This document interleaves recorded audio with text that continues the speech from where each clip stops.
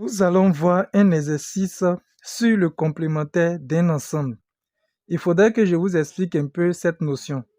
Si vous prenez un ensemble E, un grand ensemble E, et après vous prenez un sous-ensemble de E qu'on va appeler A par exemple, le complémentaire de l'ensemble A dans E, ce sont les éléments qui sont dans le grand ensemble E et qui ne sont pas dans A. Un exemple, l'ensemble des nombres entiers naturels, 0, 1, 2, 3, 4, 5, 6, 7, ainsi de suite.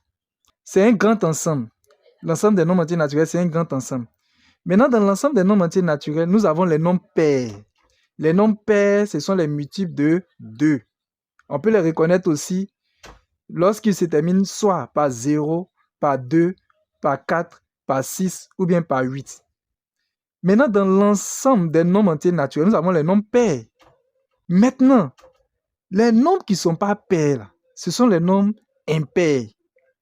Donc, les nombres impairs là, correspondent au complémentaire des nombres pairs. Quand on met les deux ensemble, ça forme l'ensemble des nombres entiers naturels. Vous voyez, non? L'ensemble des nombres entiers naturels, c'est le grand ensemble. Maintenant, on peut le partager en deux parties. Les nombres pairs et les nombres impairs. Quand on met les deux ensemble, ça donne l'ensemble des nombres entiers naturels. Donc ici, on nous dit, on donne ci-dessous 5 figures. C'est 5 figures. Hein. Nous avons figure 1, figure 2, figure 3, figure 4 et puis figure 5. On nous dit, indique celle dans laquelle les ensembles A et B sont complémentaires. Avec l'exemple que je vous ai donné, ça veut dire quoi? Quand on va mettre l'ensemble A et puis l'ensemble B ensemble, ils vont donner le grand ensemble qui est E. Ici, dans la figure 1, voici le grand ensemble qui est E. Nous avons A, nous avons B. Et nous avons un ensemble ici. Ici aussi, voici l'ensemble E qui est là. Nous avons l'ensemble A en rouge et nous avons l'ensemble B. Donc, on va se poser la question. Dans la première figure, est-ce que l'ensemble A et puis l'ensemble B mis ensemble là donne l'ensemble E? Non. Parce que si on fusionne l'ensemble A et puis l'ensemble B là, vous voyez qu'il va rester une autre partie. Ça ne donne pas l'ensemble E de façon complète. Donc, dans la figure 1, les ensembles A et puis B ne sont pas complémentaires. Nous allons voir la figure 2. Nous avons l'ensemble E qui est là, le grand ensemble. Et dans l'ensemble E, nous avons l'ensemble A en rouge et nous avons l'ensemble B en blanc. Si on fusionne, si on met l'ensemble A et puis l'ensemble B ensemble, si on fait leur union, vous voyez que ça va donner l'ensemble E. Donc, on peut dire que l'ensemble A et l'ensemble B sont complémentaires. Donc, dans la figure 2, les ensembles A et puis B sont complémentaires. Nous allons voir dans la figure 3. Nous avons l'ensemble A qui est composé de petits points rouges avec des espaces blancs. Et puis l'ensemble B qui est en rouge ici. Et puis on a un autre ensemble. Est-ce que les ensembles A et puis B sont complémentaires? Si on fait l'union de A et puis B, si on met A, l'ensemble A et puis l'ensemble B ensemble là, est-ce que ça donne le grand ensemble E? Non. Les deux ne font pas le grand ensemble parce qu'il va rester cet espace. Donc dans la figure 2, les ensembles A et puis B ne sont pas complémentaires. On va prendre la figure 3. Dans la figure 3, nous avons le grand ensemble E qui est là. Et dans le grand ensemble E, nous avons l'ensemble A en rouge et puis nous avons l'ensemble B. Si on met l'ensemble A et puis l'ensemble B ensemble, est-ce que ça va donner l'ensemble E? Non. Parce que regardez ici, vous voyez la partie qui est là, vide là. Ça aussi, ça forme un ensemble. C'est comme si nous avons trois ensembles. Donc, si on prend l'ensemble A et puis l'ensemble B seulement pour faire leur union là, ça ne peut pas donner le grand ensemble E. Il va manquer la partie qui est là. Nous allons voir la dernière figure. Nous avons l'ensemble A et puis l'ensemble B. Donc, l'ensemble A, il est ici à l'intérieur ici. On a mis la flèche pour indiquer que c'est l'ensemble A. Et nous avons l'ensemble B qui est ici. Mais les deux fusionnés ne donnent pas le grand ensemble E parce qu'il y aura aussi l'espace vide. Donc ici, on va répondre à la question où on nous demande d'indiquer celle dans laquelle les ensembles A et puis B sont complémentaires parmi les trois figures. Donc, comme je l'ai déjà expliqué, c'est la figure 2. Nous allons continuer en faisant un exercice où on va donner des ensembles finis dans lesquels on va trouver des éléments. Donc, suivez attentivement pour mieux comprendre cette notion de complémentaire d'un ensemble. Cette fois-ci, on nous dit, on considère l'ensemble suivant. K égale 0, 1, 2, 3, 4, 5, 6, 7. Petit a, on dit soit P. Donc ça, P, c'est un autre ensemble, égale 0, 2, 3, 5, 6. On dit déterminons le complémentaire de P dans l'ensemble K. Donc, d'abord, on constate que tous les éléments de l'ensemble P sont dans l'ensemble K. Donc, ça veut dire que l'ensemble P là est un sous-ensemble. Ça veut dire que c'est une partie de l'ensemble K. Maintenant, le complémentaire de l'ensemble P dans l'ensemble K, qu'est-ce que cela signifie? C'est tous les éléments qui sont dans l'ensemble K. C'est tous les éléments qui sont dans l'ensemble K, mais qui ne sont pas dans l'ensemble P. Le complémentaire, c'est comme cela. Donc, ici, dans K, j'ai 0, j'ai 2, j'ai 3, j'ai 5 et puis j'ai 6.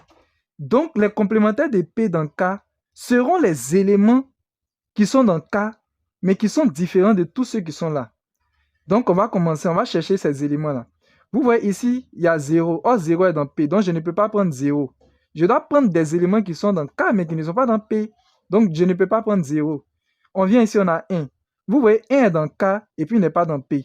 Donc, lui, il va faire partie des complémentaires. Je continue. J'ai 2 ici. 2 est dans K, et puis il est dans P. Donc, je ne peux pas prendre 2. Je viens ici, j'ai 3. 3 est dans K, et puis il est dans P. Je ne peux pas prendre 3. Les éléments que je dois prendre, ils ne doivent pas être dans le P. J'ai 4 qui est dans K. Et puis il n'est pas dans P. Donc 4 va faire partie des éléments qui vont composer le complémentaire de P.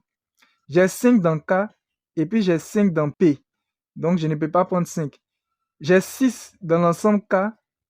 Et j'ai 6 dans l'ensemble P. Donc je ne peux pas prendre 6 pour former le complémentaire de P dans K. J'ai 7 dans l'ensemble K. Et je n'ai pas 7 dans l'ensemble P.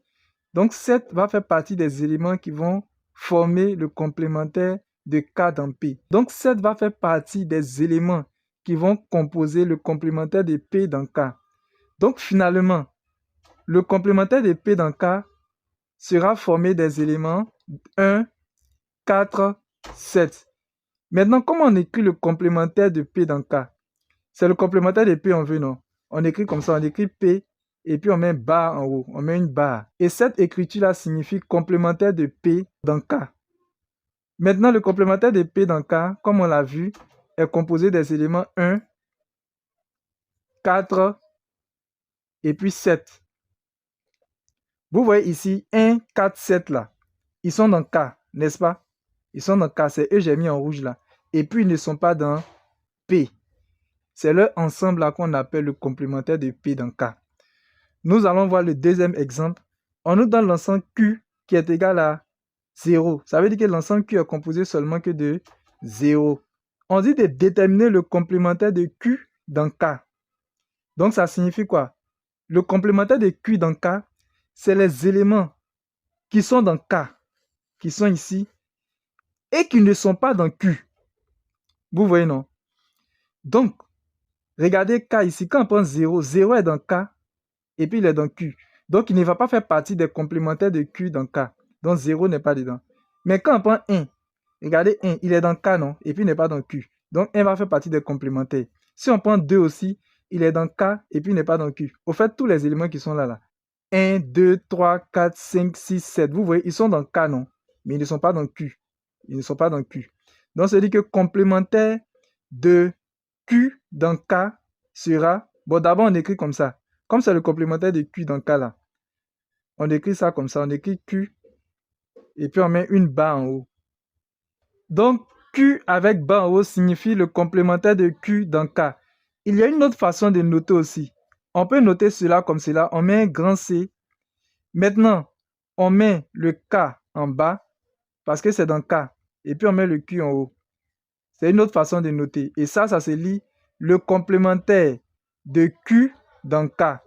Maintenant, qu'est-ce que le complémentaire de Q dans K va donner? C'est tous les éléments qui sont dans K et qui ne sont pas dans Q. Donc, le seul élément qui est dans K et puis qui est dans Q en même temps, c'est 0. Ceux qui sont dans K et puis ne sont pas dans Q, c'est 1, 2, 3, 4, 5, 6, 7. Donc, finalement, le complémentaire de Q dans K va nous donner 1, 2, 3, 4, 5, 6, 7. Vous voyez l'élément qui est là? Vous voyez ça?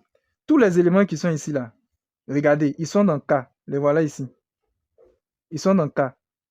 Eux tous, ils sont dans K, mais ils ne sont pas dans Q. Vous voyez, tous ceux-là, ils sont dans K, mais ils ne sont pas dans Q.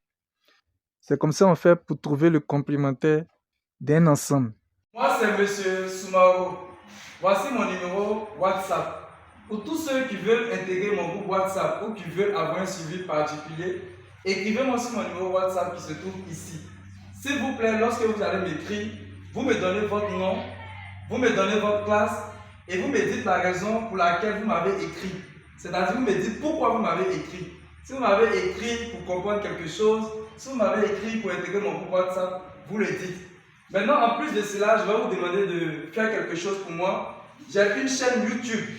Donc, vous pouvez partir sur ma chaîne YouTube. Vous tapez sur YouTube Max, comme c'est écrit avec S.Facile94. Lorsque vous allez taper cela, vous allez voir ma photo, vous vous abonnez.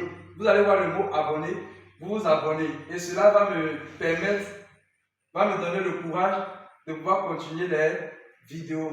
Je vous remercie. N'oubliez pas de vous abonner aussi, de liker la vidéo, de la partager et de la mettre en favori. Pour toutes vos questions, veuillez les poser dans les commentaires. Merci.